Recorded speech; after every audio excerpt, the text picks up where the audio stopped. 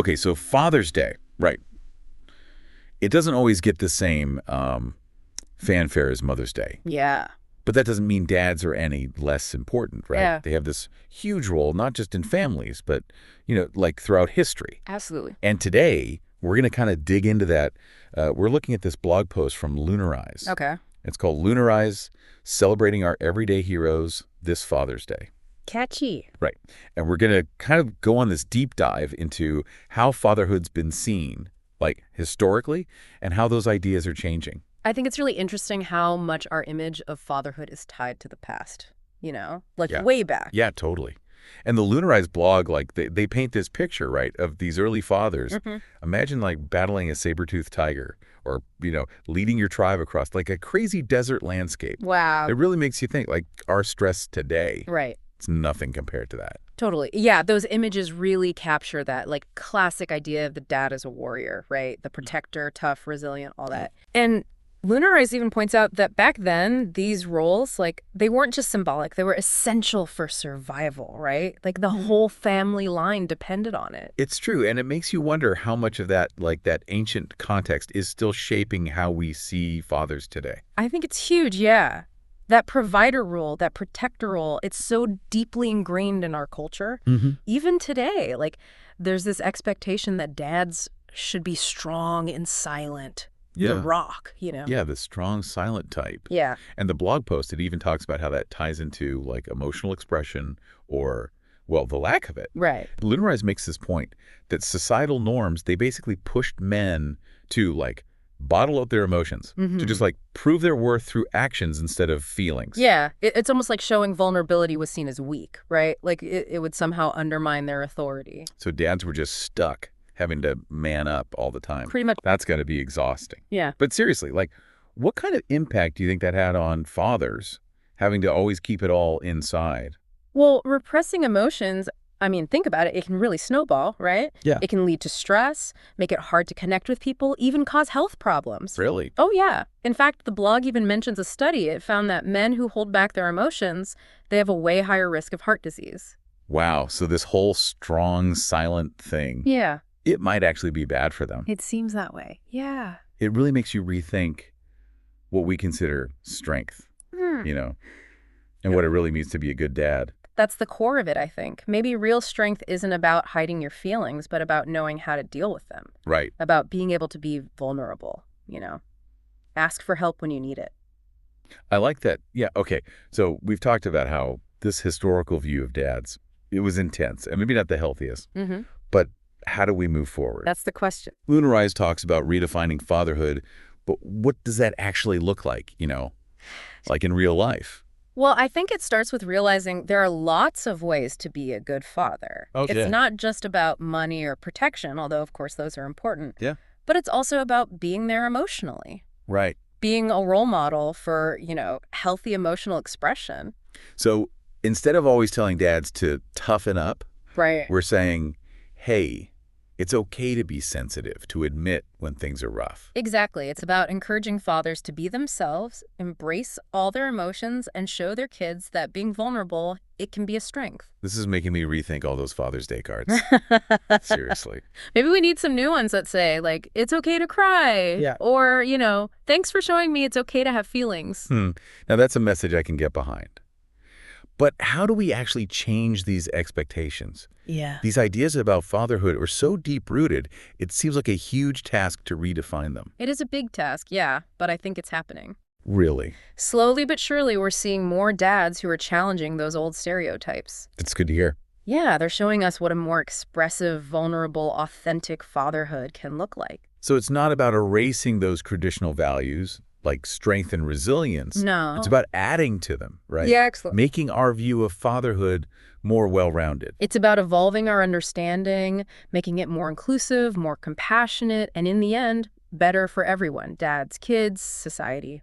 Okay, so we've talked about how that old school view of fathers as these stoic figures, well, it might not be the whole picture. Right. And now I'm really curious about this new, more inclusive fatherhood. Yeah. What are some actual examples? That's a great question, and I think it's a perfect lead-in to the next part of our deep dive. Okay. Because while this blog post focuses on, the historical context, it also brings up something really interesting. Fatherhood isn't limited to one gender or family structure. That's right. The Lunarized blog specifically talks about celebrating fathers of all genders. Yeah. This is where things get really fascinating. It is. But before we get into that, let's take a minute to just reflect on what we've learned so far. Okay. It's clear that our understanding of fatherhood have been shaped by, centuries of tradition and, cultural norms. But it's also clear that things are shifting. We're moving towards a more inclusive, compassionate view. Definitely. So from this part of our conversation, what stands out to you the most? What's really striking me is the impact of, those unspoken expectations. Oh, yeah. We don't always realize how much those old ideas about stoicism and strength are still influencing how we see fathers today. It's true. And then the fact that holding back emotions can be so harmful physically and mentally, that really highlights why we need a more open, accepting approach to fatherhood. Absolutely. It makes you wonder how many fathers have struggled silently because they felt like they couldn't express their true selves. Yeah, it's a sad thought. It is.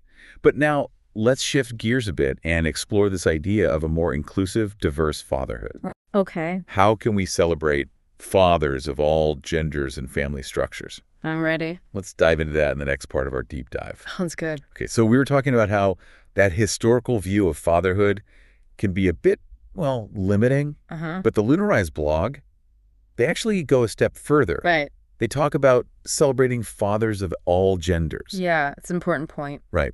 So what are some ways that, fatherhood can exist outside of that, traditional mom and dad framework? Well, just think about all the different family structures we have today. You have adoptive fathers, for example. Right. They choose to raise a child that biologically isn't theirs. Yeah. That's a powerful commitment to fatherhood. It really is, yeah. And then there are stepfathers. Yeah. They come into a family, they build these new relationships. It's tough, right. It can be, complex dynamics, but they do it with so much love and dedication. And what about single dads Oh, absolutely. taking on both roles, mom and dad? Yeah, that's strength, resilience, the whole package. It's amazing. And of course, we can't forget about same-sex couples raising kids together. Right. Those fathers, they're redefining what it means to be a parent, They really are. challenging those traditional ideas of family. And showing everyone that love and commitment, that's what really matters. It really is. It's so eye-opening to think about all the different ways fatherhood can be, lived out. It's not about biology or gender. Yeah. It's about the love, the support, the guidance that a father figure gives. Exactly. And, each of these different expressions of fatherhood, Yeah, it comes with its own, set of challenges and rewards. that's true. It makes you think, if we focus on those shared experiences, Yeah. the things that all fathers have in common, maybe that can help us move away from those rigid stereotypes I think so, yeah. towards a more inclusive understanding. Instead of getting stuck on those old definitions, we should be celebrating what unites all fathers, right? The love, the commitment, wanting to raise the next generation. That's a great point. So it's not about erasing those traditional roles or values completely. No. It's about expanding our view, Exactly. recognizing all the different ways those roles and values can be expressed. Embracing the full spectrum of fatherhood, acknowledging that there's no one right way to be a dad. The Lunarized blog, they really emphasize that Father's Day should be about celebrating all those facets, not just the ones that fit into a, narrow definition. It's important because for so long we've had this very limited view. Right. You had to be the breadwinner, the disciplinarian, strong, silent. And if you didn't fit that mold, well, you were somehow seen as less of a father. It's like we've been trying to force all these different shapes into one tiny box. Yeah, no wonder so many dads feel pressure to conform. Right. It's got to be frustrating, feeling like you're not measuring up. Totally. And it prevents fathers from truly being themselves, expressing their unique strength. So how do we break out of this box? How do we move towards a more, inclusive, celebratory understanding of fatherhood? I think it starts with, recognizing and appreciating all the different experiences that fall under fatherhood. Okay. Whether it's a stay-at-home dad, super involved in his kids' lives, or a working dad who prioritizes quality time, we need to celebrate their commitment, how they contribute to their families. That makes sense. And it's not just about fathers in those traditional families, right? No, not at all. We have to acknowledge and celebrate stepfathers Adoptive fathers, grandfathers, uncles, anyone who steps up and provides that paternal guidance. Absolutely. It's about expanding our definition to include all the ways men can nurture and care for the next generation. And recognizing that fatherhood, it's not static. It's constantly evolving. As our society changes, so does our understanding of what it means to be a father. Okay, so as we're wrapping up this part of our discussion, what are some key takeaways for our listeners? What do we want them to remember about celebrating diverse fatherhood? I'd say the most important thing is to remember that fatherhood, it's not one size fits all. Right. There's no single blueprint for being a good dad. Yeah. What truly matters is the love, the commitment, that genuine desire to raise the next generation. And it's about recognizing that strength comes in many forms. Yeah. It's not just about physical strength or being the provider. It's about emotional intelligence, empathy, vulnerability, the courage to be yourself. Well said.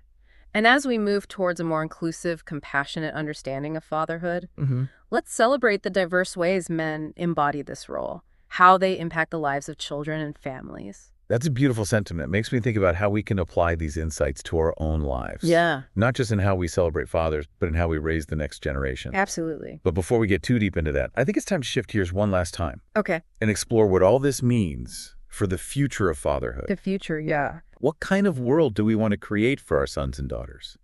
How can we challenge those old norms and make that vision a reality? Big questions. Let's tackle those in the final part of our deep dive. All right. Okay, so we've really explored a lot in this deep dive. We have. You know, the historical view of fathers, how it's evolved, Yeah. this more inclusive, compassionate understanding of fatherhood. It's been quite a journey. It has, but now I'm thinking, what about the future? Right. What impact can these new perspectives have on, like, the next generation? That's the big question, isn't it? If we can really challenge those, like, outdated norms and expectations, Yeah. I think we could create a world where fathers, they truly feel empowered to be their best selves. Okay, but what would that actually look like? Right. How would this new and improved fatherhood, how would it play out in families and society? Well, imagine a world where boys, they see their fathers expressing all kinds of emotions, not just anger or being stoic, but sadness, joy, even fear. So no more of that boys don't cry stuff. Exactly. We'd be raising a generation of men who are comfortable with their emotions, who can communicate well, Yeah. who understand that real strength comes from embracing all parts of themselves. That would be incredible. And it's not just about the boys, right? No, not at all.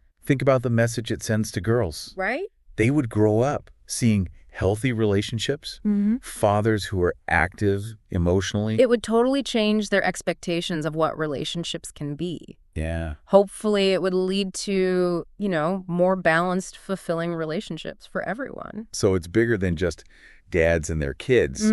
It's about a ripple effect. Yeah. Families, communities, society as a whole. Exactly. We're talking about changing cultural norms, creating a more equitable, compassionate world. It's inspiring, but kind of daunting too. It feels huge. Like, how do we actually create that kind of change? Right. What advice would you give to someone who wants to be a part of it? Where do we even start? I think it starts small. Yeah. With individual actions, conversations. For fathers, maybe it's being more aware of how they express their emotions. Yeah. Both good and bad. Making an effort to be more present with their kids, not just physically, but emotionally too. And for those of us who aren't fathers, I guess we can support the dads in our lives, encourage them to be open, authentic. Absolutely. We can challenge those old stereotypes, those expectations, whenever we see them. It's about creating a culture where fathers feel safe to be themselves, to embrace everything that fatherhood can be. Exactly. Okay, so as we wrap up this deep dive into fatherhood, what's the one thing you want our listeners to take away? I would say this. Fatherhood, it's a journey, not a destination. I like that. It's always evolving. Yeah. And the more open we are to new perspectives, new ways of being, the richer that journey will be. That's beautiful. And I think it's the perfect way to end this conversation. I agree. To all the fathers out there, happy Father's Day. Happy Father's Day. Whether you're a biological dad, adoptive dad, stepfather, grandfather, any kind of father figure, we celebrate you and everything you do for those around you. Yeah, and to everyone listening, remember, celebrating fatherhood, it's not just about one day. Right. It's about honoring the men in our lives, challenging those outdated ideas, and creating a world that's more just, more compassionate for all of us. Couldn't have said it better myself. Thanks. Thanks for joining us on this deep dive. It's been thought-provoking. I hope it's made you think differently about what it means to be a father today. I hope so too. Until next time, keep exploring, keep learning, and keep that conversation going.